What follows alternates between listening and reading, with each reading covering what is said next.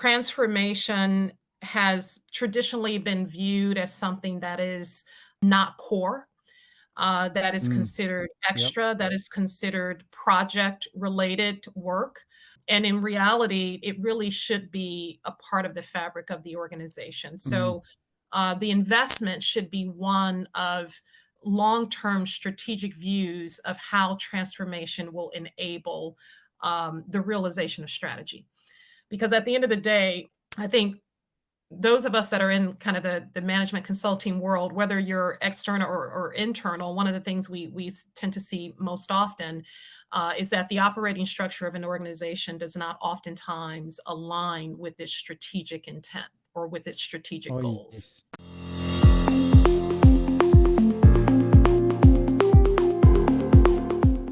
Good evening. Welcome, ladies and gentlemen. My name is Heath Gascoigne, and I am the host of the Business Transformation podcast.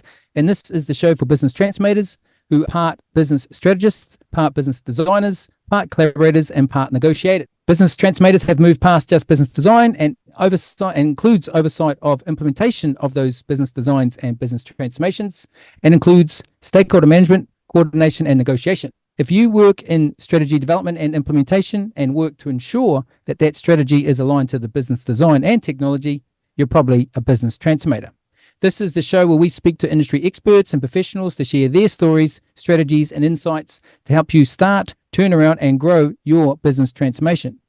Welcome to the Business Transformation podcast. And in this episode, we are talking to one of those industry experts. We're talking to Antoinette Bostic. Did I get that right, Antoinette? Yes, you did. Thank you. Okay, very good. Very good. Okay, that's a quick introduction for Antoinette. She is 25-year business transformation expert, focusing on business transformation leader, and focusing on the niche of operating model redesign, process improvement, KPI and matrix, and business transformation relating to M&A. Has worked across the US, South America, Asia, and Europe. Focus has been in cost centers, building internal consulting teams from the ground up, including Six Sigma centers of excellence. And is also, we are honored to have Antoinette on the call, is that she is also the chair, otherwise known as the Master of Ceremonies, in the Business Transformation Exchange Conference later this year, or next year rather, in Austin, Texas, in March 26th and 27th, 2024. Antoinette, thank you for being on the show. Welcome. Well, thank you for having me. Okay, so let's get into it. I think everyone knows the format, so let's just recap. So we're going to talk about the 3 points we usually talk about. Is that what, in your particular space, your niche, what is the industry doing right now, doing well, doing right, or they haven't quite understood it, or they're doing some repeated mistakes? And then is there, point number 2, is there a particular approach you follow when you go and lead your transformations? And then what is that approach? And number 3 is, if given you're a 25-year veteran, you've done this many times across different verticals and different sectors and also across the world, if you could do it all again, what would you do differently? Okay, we're good? We're good. I got it. Okay. So first up, your sector. We spoke briefly just before the call, is that you talked about cost centers.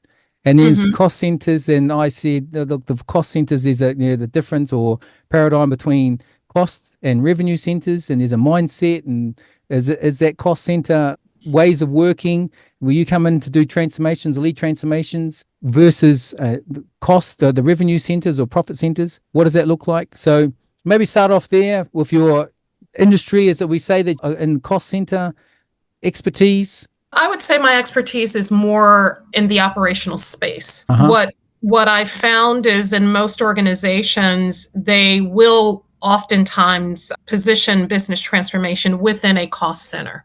We can talk about whether that's always the right thing to do. I personally don't think it's always the right thing to do. But what I will say is having business transformation as a core discipline really kind of changes the game. And in order to do that, you have to do one of two things. If you have your business transformation discipline embedded in a cost center type structure, meaning, just to give an example, let's say we have a centralized operations group. And within that Yep.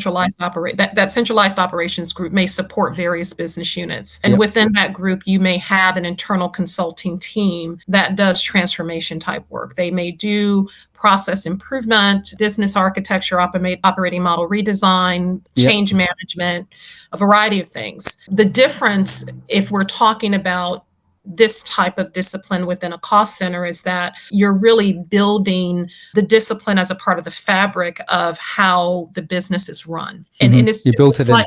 yeah, it's a slightly different dynamic. Instead of speaking about transformation from the position of a nice to have, something that we're paying extra for, which I think oftentimes business unit executives, sales guys, they have that perspective. It becomes embedded in how the work is developed and how it's executed. Yep. And I think in today's environment, because transformation is so critical now for exponential growth in any organization, it's important that we look at it from both perspectives.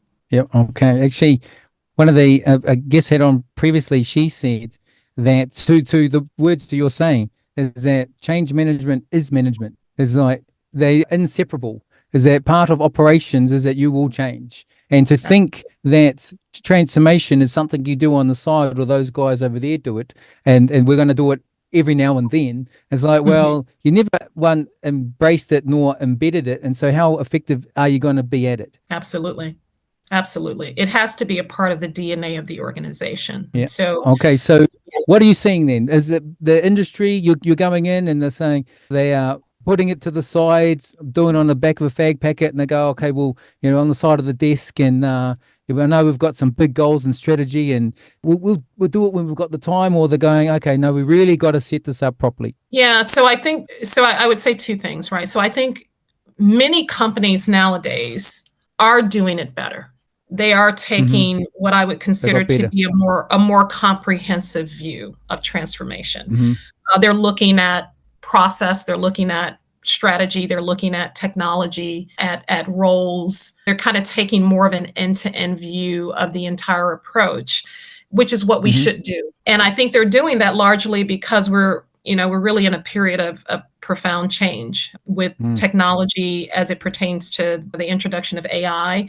That's going to really change the game across the board, as well as a lot of what we're seeing when it comes to just environmental change and how that's going to affect the strategies that many companies are pursuing right now, especially you start to talk about cutting emissions and things of the sort. So I do think that, transformation has traditionally been viewed as something that is not core, that is considered extra, that is considered project-related work. And in reality, to the point that you said your previous guest made, it really should be a part of the fabric of the organization. So the investment should be one of long-term strategic views of how transformation will enable the realization of strategy. Because at the end of the day, I think those of us that are in kind of the management consulting world, whether you're external or internal, one of the things we tend to see most often is that the operating structure of an organization does not oftentimes align with its strategic intent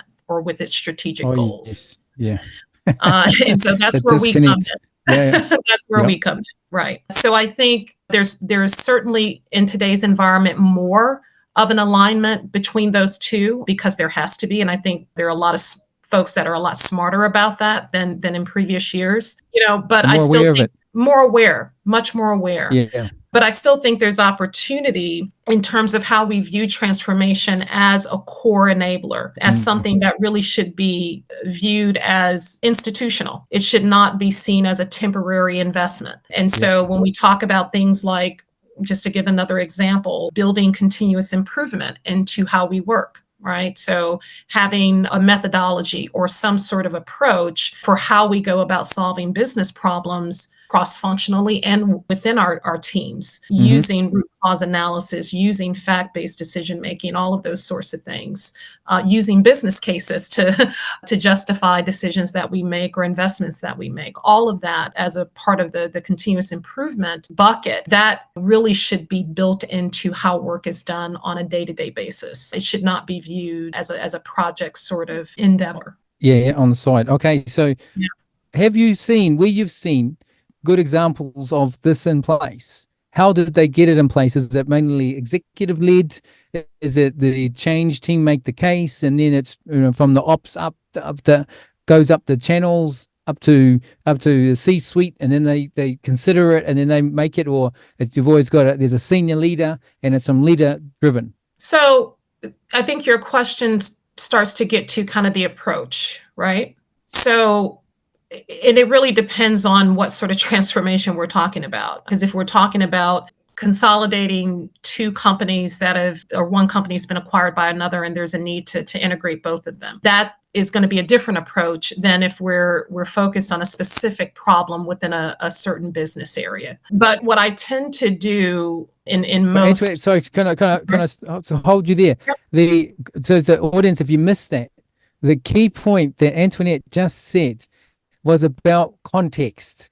And I think we've got some seasoned professionals that have been in the game for a while, and they might have a Six Sigma background, or a lean, or they have an MBA on a certain niche or a specific area, and they tend to pick up a framework or model and apply it. And so to what you were just saying there, Antoinette, was that it depends. It depends. And so that's what I talk about. And I think we're saying the same thing, is that it's the business transformator leading the transformation that will use or apply that tool or technique in two ways, appropriately and proportionately.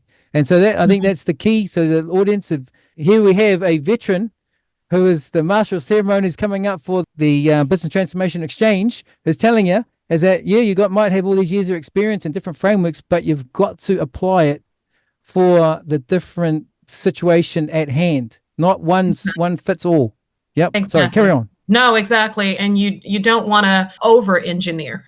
And I think oftentimes what tends to happen with transformation professionals is we have these suite of tools and frameworks, and we're so excited to bring that knowledge capital to the table that we run around looking for ways to use the methodology, as opposed to pulling the pieces that are meaningful, that will help us ultimately get to some sort of viable conclusion or solution. And I think that's oftentimes what you see separating folks that are very experienced in this space from those that may have less experience or may be newer to the discipline of transformation. Okay. So again, audience, if you missed that, so Antoinette just said about how you apply your frameworks, and if you are, for your context, and I won't mention anyone like the current client, is when you're basically, which I get, guys will read my book and say, Heath, I'm trying to apply the book by the letter. It's like, whoa. You apply a framework by the letter is not actually a framework. What that's called is a policy. And so then a policy is exactly. It is, right? It's like the policy is usually written by the same company that's going to use it. If you're getting a policy that's written by another company to use in another one, you've got to ask how well it's going to fit. And so that is really coming back to, I did a talk recently, and I called it, with great responsibility, great power comes great responsibility. Like, we are in a position of power, right? And so we're going to lead them. They expect us as leaders, and as you are a business transformation leader, as I said in the introduction, you're leading them. But if you go and over-engineer and say you must do all these things, it's like, well, you know what? And you just said the words, and I love it, is for the result. For the result is the outcome that you're trying to achieve. You apply your framework to get that outcome. And so seasoned professionals listening here right now, you're listening to one 25-year veteran is saying, apply it appropriately. Don't over-engineer your stuff. You get into that term I call market texture. It's interesting. Less is more. Exactly. Less. I'm going to quote you, Antoinette. I'm going to quote you on that. Less is more. Less is more. And look at that. It's only 3 words. And it means so much. It does mean a lot. Absolutely. Yeah. And when you're talking to senior executives, that is the sort of tone that you want to set. You don't want to come to the table with a long, arduous, drawn out approach that's going to require 6 to 12 months if it's not necessary. The quicker you can kind of get to a solution, the better. Then the execution is a separate discussion, right? Because the execution can take much longer, but getting to that solution is critical as quickly as you can. Yeah. So I'll just say that one point, sorry, Antoinette, when you just said about when you're talking to executives to keep it short. All right. So this is another part of awareness. And as a veteran, I'm probably, so first for the audience who's listening to this, is that, the different levels in your organization, strategic, operational, implementation, and it is, I call it the 3 L's, layers, language, and levels. Different layers, strategy, operations, implementation. They speak a different language. They, these guys up top, market share, return on capital, return on investment, equity, pricing, how they can compete. The operations about how many widgets they're putting through the process, or the days off, or the turnover rate, and then projects as business requirements documents and change requests and impacts assessment, gap analysis. That they speak a different language and different level of detail. And when you, as you just said, for your executives, and when you're speaking to the executives, you keep it short because they don't have the time. And so you pitch it at the right level. In your operations, they want to see the detail of what implementation looks like and feels like for them. And then the projects is how do we change it? So our audience, Antoinette, has got the answers. Listen closely.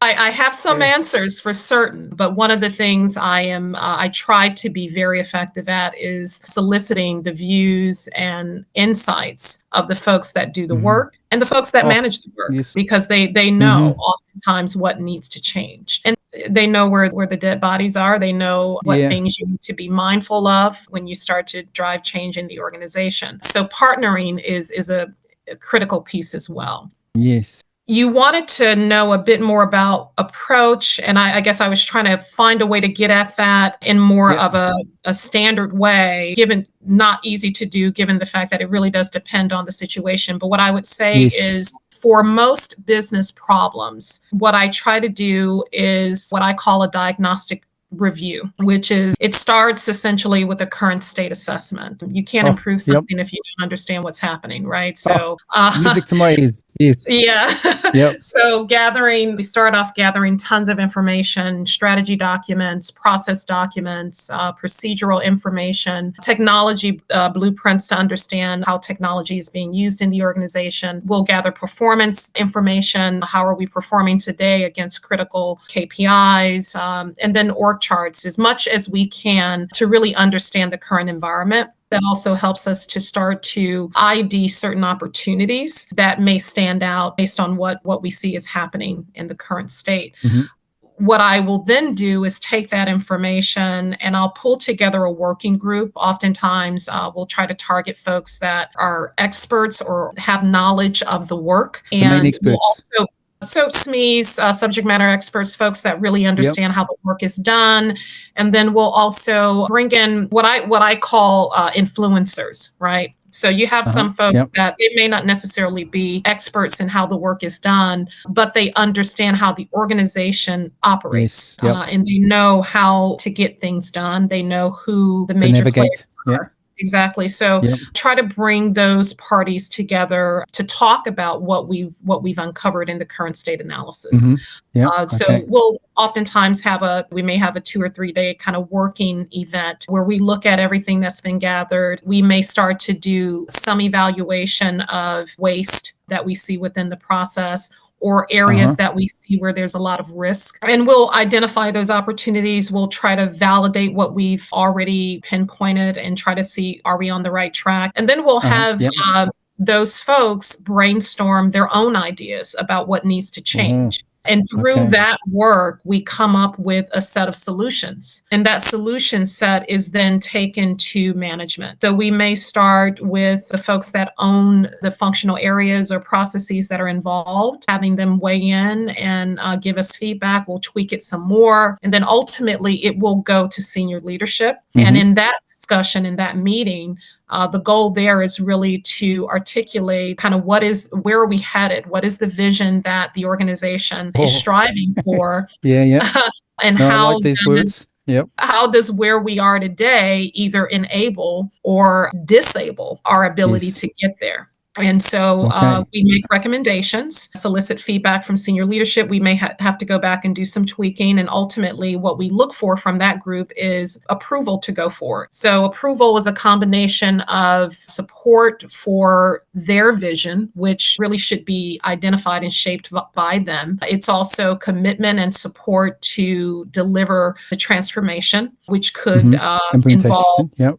yeah, it could involve resources, people resources, funding, depending on whether there's a need for any sort of capital investment or anything like that. And so coming out of that meeting is hopefully our change plan, and then we develop the execution strategy. Yep, the roadmap and execution strategy. And I would say the things that are really critical for success have to do with our ability to really govern that execution. And there's a lot involved in that. There's stakeholder management, there's communication planning, there is tracking and monitoring of change as it happens and making sure that change is adopted appropriately. There's a lot of pieces to it, but how we govern that execution is critical.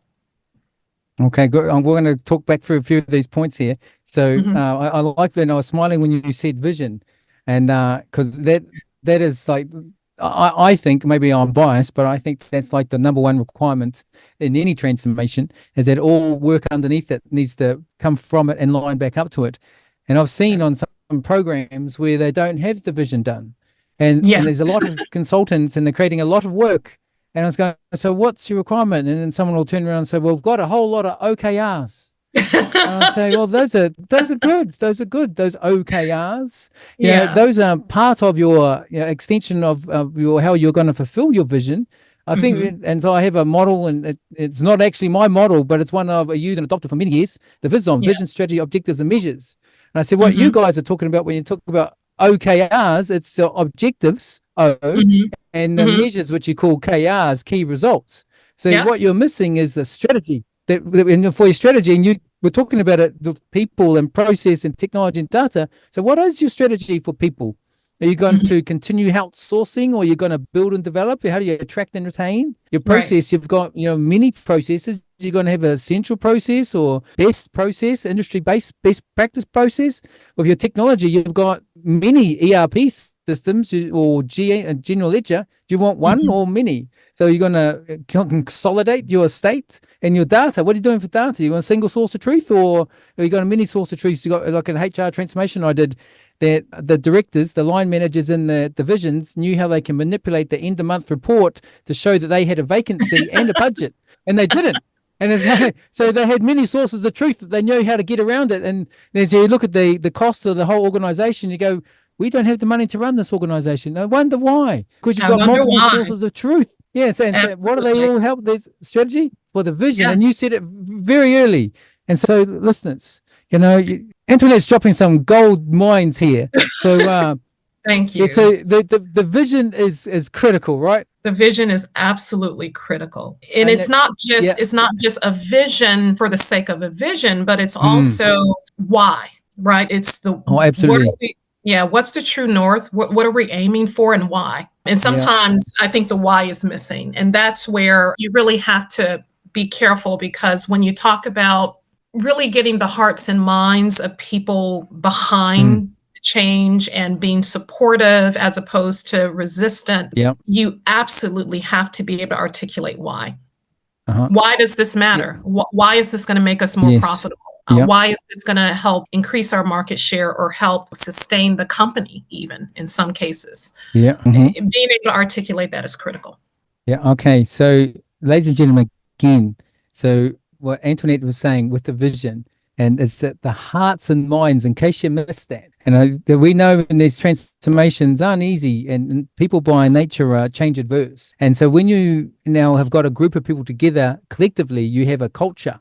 And if the culture by nature doesn't want to change, and then you're saying we're going to change, you automatically are up against it. And so what Antoinette just said right then is that you need to win the hearts and minds of the people that are in the change, about to be changed. And so you can't dismiss it. I think you said a point earlier about identifying the problems and the opportunity in the organization, is that you went. So this is the other takeaway, guys, that you went to the operations who do the work with us. I'll quote you on that, where the skeletons are buried. they know the work because they do the work. And that's your actual quote, is that you go to the people that are doing the work, like the guys upstairs are so disconnected, and what they think is happening versus what actually is happening. You got to go talk to them. Absolutely. Absolutely. And you have to give a voice to people, at the middle and lower levels. Yep. Because, voice. Sometimes the strategy needs to be adjusted.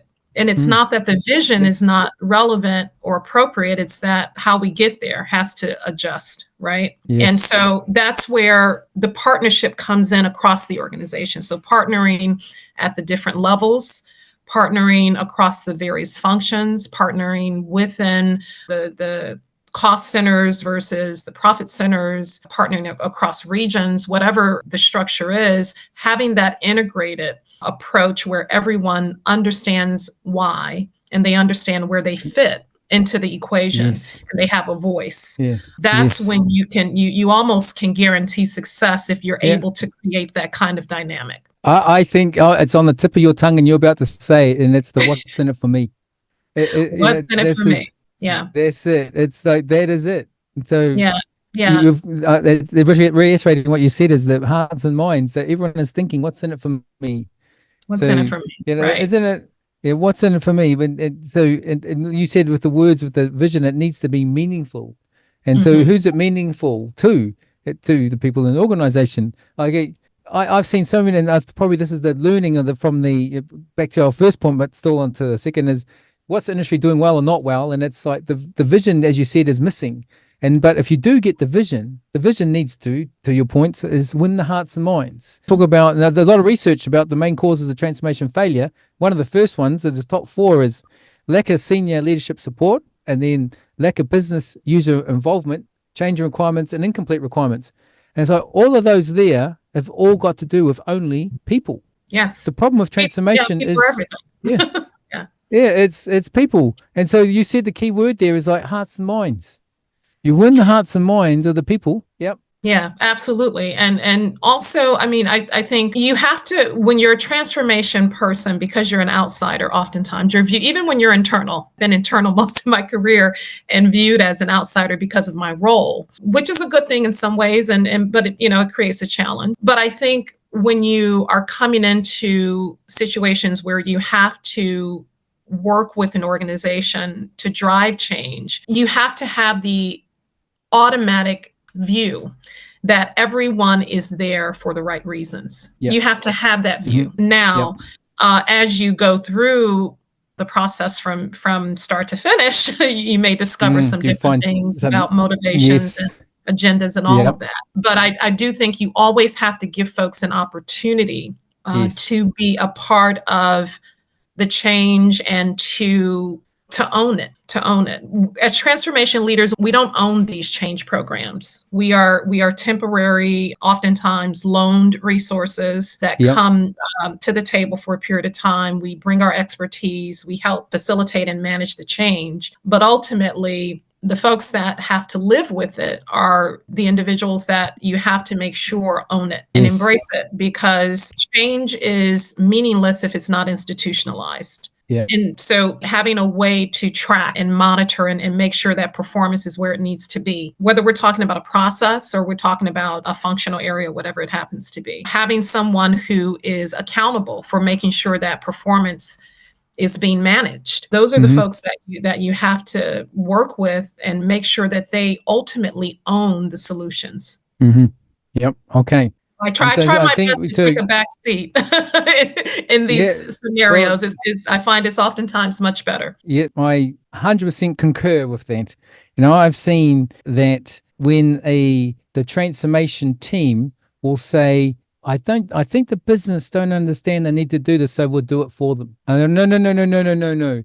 If you try and do this change and force change on people, that you are going to get so much resistance, or you'll get the people to turn up to the meetings and say, yeah, then walk out the room and go to each other, I don't know what they said, but I'm just going to go do what we're doing now. And completely ignore.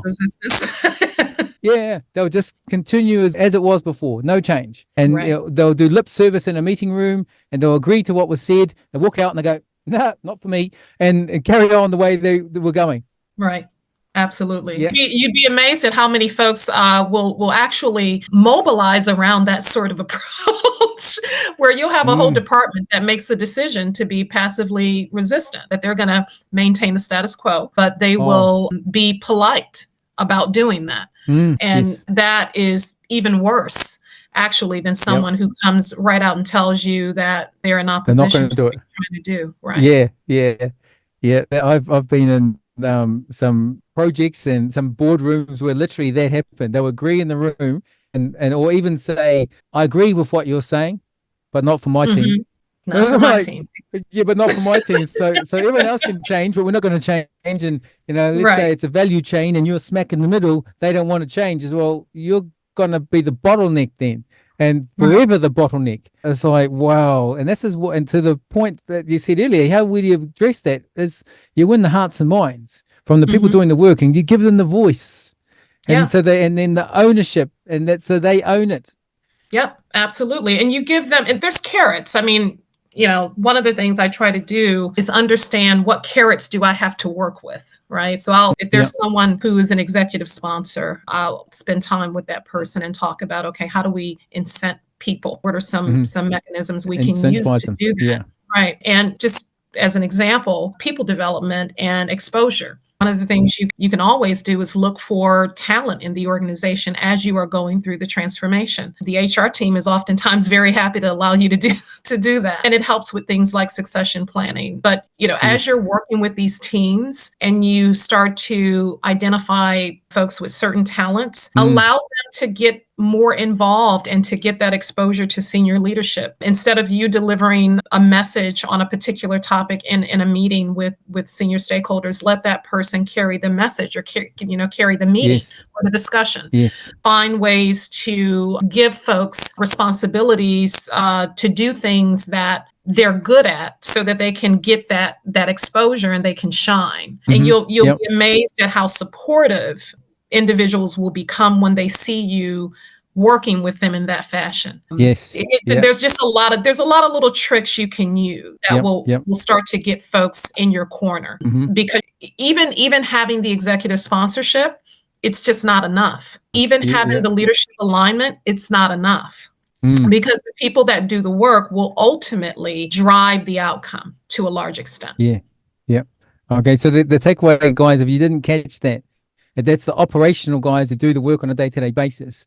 You've got to make sure that regardless of what the guys upstairs say, they're going to do implementation, delivery of what the guys upstairs wanted or agreed to. But it comes down to the operations that you've got to get them, to win the hearts and minds, their voice and responsibility, give them an opportunity to shine, empower them, and then give them the space to do that. Absolutely. But be there as the expert, because ultimately it does fall on you. You are accountable, but you have to find a different way to achieve the goal that allows, the organization to really kind of take the reins and own the solution, I think.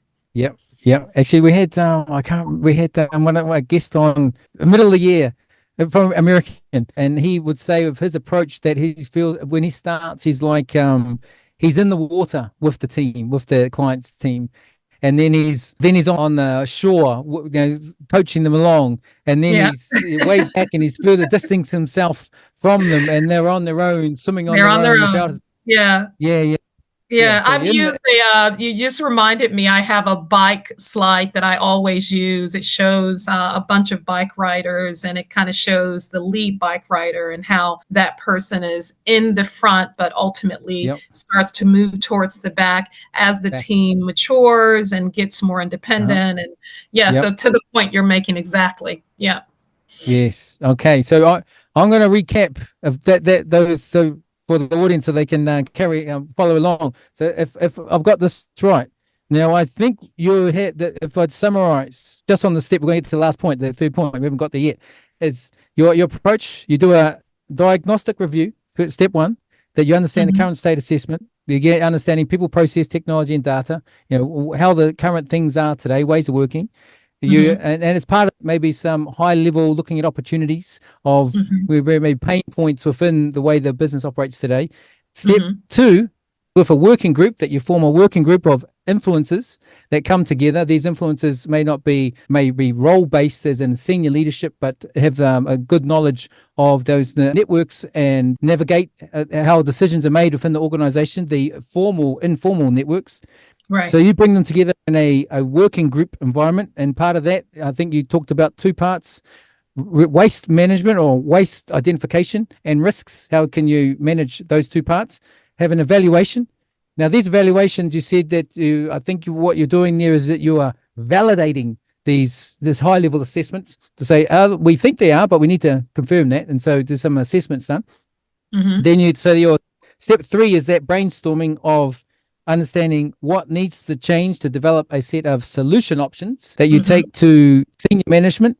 Probably a combination of what I would call it in my space. What I would do is the good, better, best. And so the lowest, quick wins, medium, we've got a bit more time and money, and almost we got unlimited time, money, and budget. So let's go all out, gold plate the whole thing. And so you select those 3 options and you present those. And sometimes the board will say, "Hey, I like what has happened to me at once." Said, "I like your best option, but can you do any more?" It's like, whoa, okay. So you're doing a set of solution options. Step number 4 to the senior management senior leadership, which includes the vision. And of that part is the changes that you are recommending that either do 2 things, or mostly enable the realization of that vision. And then step number 5 is, of those options, you've made a recommendation.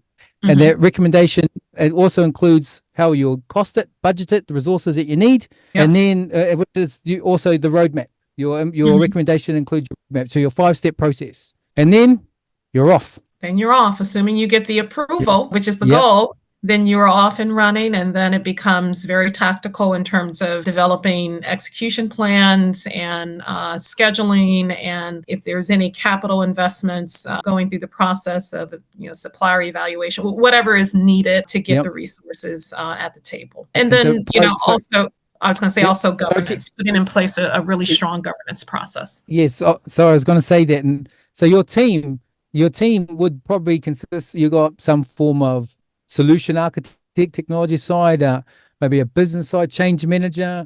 You got a project manager, some project support people. A big team. Yeah, absolutely. Yeah, I mean, you're definitely integrating critical SMEs. So one of the things that can be difficult, and you have to make sure that you can get the time commitment that's required from the appropriate folks that have to do the work. Because as change leaders, you're not there to really do the work. There are some cases where you obviously are going to do certain things. You're going to be responsible for analysis primarily. You may be responsible for coaching folks on how to use different tools. Let's say, for instance, if you're teaching folks how to do root cause analysis as one of their management techniques, and you have a process around how that's done, and a certain technique that you teach, that's transferred to the organization. And then it's up to the folks to be able to kind of maintain that knowledge. But you are not there to do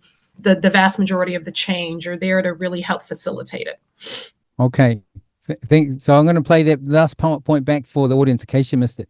What Antoinette just said was knowledge transfer. So I see that with consultants that come in, that there is no part of the knowledge transfer that was built into the plan, and that they do accumulate the knowledge. Like with projects I've been on, and as consultants, you are short term, but the way the consultants end up behaving is if it's said on the job spec full time. And they set themselves up, they set themselves up to never leave, and they become a dependency. And so, but no, the role, I think, of the business transformator is that you, embed the change and transfer the knowledge so that they can do it on their own. Because as you said from the beginning, the dynamic has changed, and environments changed, markets changed, technology's changed. We're such a amount of change right now. The organization, to the point, probably your approach is that you need to embed this change capability within the organization. Absolutely. I mean, and I think that's what a lot of senior executives don't realize. I think they use consulting teams, external consultants especially, as kind of a crutch. And these folks get brought in to do work without really thinking about what is the entire plan for how we want to leverage consultants, right? And how are we going to ensure that we get the value from the work that they do, because they're very expensive. The McKinseys and the Boston consulting groups of the world and Bain and all of them.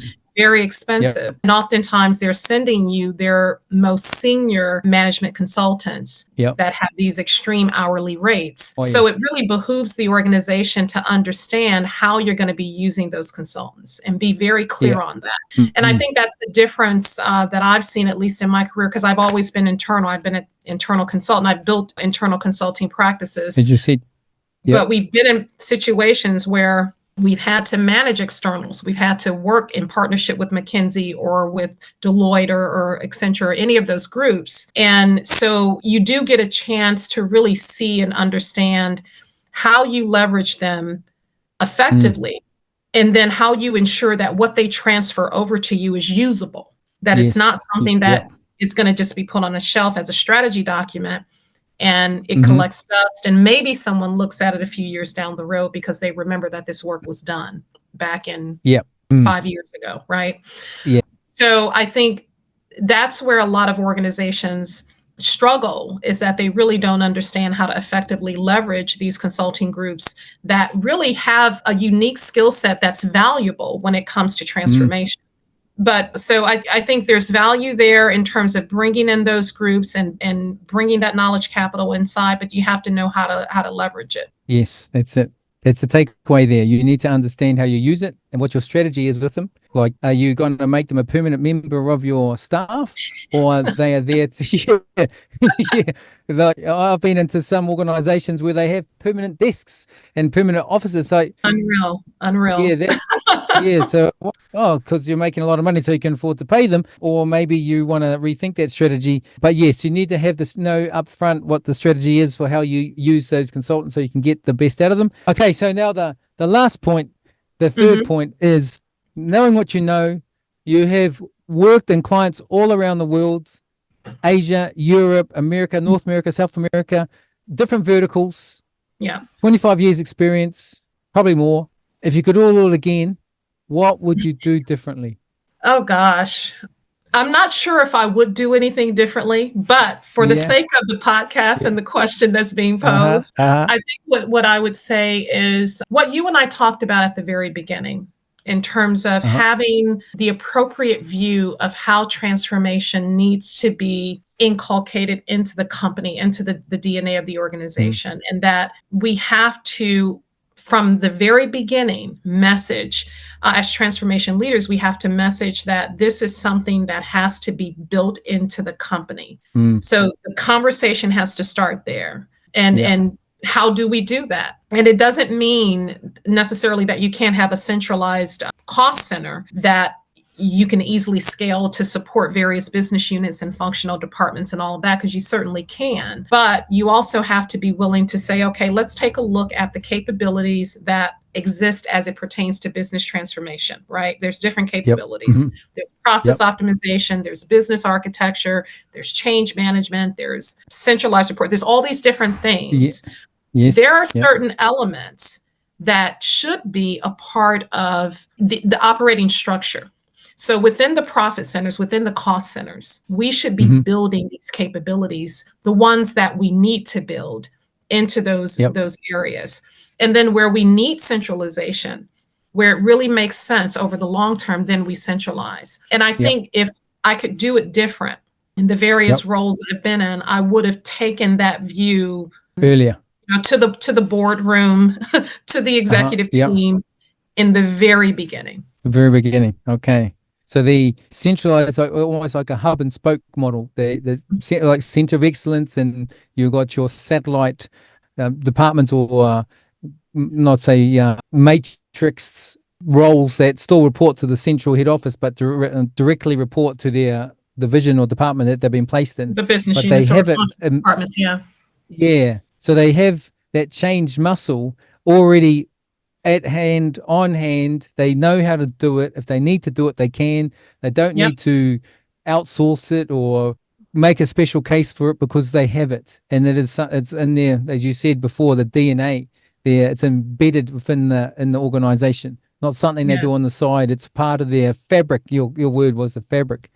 Yeah, and it Alrighty. builds agility. Okay. It builds agility, right? That's what we have Yes. to have agility, right? In order to be Yes. responsive to the marketplace and to our customers, it helps build that in as a Yeah. part of Business agility. Yeah. Yeah. Yeah. Business agility. One of my favorite words. Alrighty. And Antoinette, that is amazing. Thank you very much. Thank We covered a you. This lot was of great. we followed we covered a lot of ground there. I won't recap that last one about the 6 steps. We got that. We're gonna put this up on the podcast with your contact details in there and in the show note. Your LinkedIn, so people can get a hold of you. Your consulting company that you're leading there after 25 years. You set it up and it's off and it's running. And so if those people now have heard the podcast and how you operate and approach you follow and how you solve these problems, that want to get in touch with you, you'll find out the contact details will be there in the show notes. If there's if you want to share that your image of the bicycle race, we can make that as a download so people can download that and they can I will your do little that. your logo. Yeah, your logo there so they can know how to contact you straight away. Yeah. But Antoinette, all the way from the US, from New Jersey, on the East Coast, as I was earlier. So thank you very much for your time. It was great to have you on. And the other part is also, we'll put the link to that you are in the, not the matron of honor or the chairman, the chairperson, the chair for the Transformation Exchange as part of the OPEX group, Austin, Texas, March 26 to 27, 2024. Okay, so if you're want to head along, we'll put the link in the show notes to get a hold of you and to hear you chair the whole thing. Absolutely. I'll do whatever's required. Yeah, I'm sure. If I can make it over, I'll be there.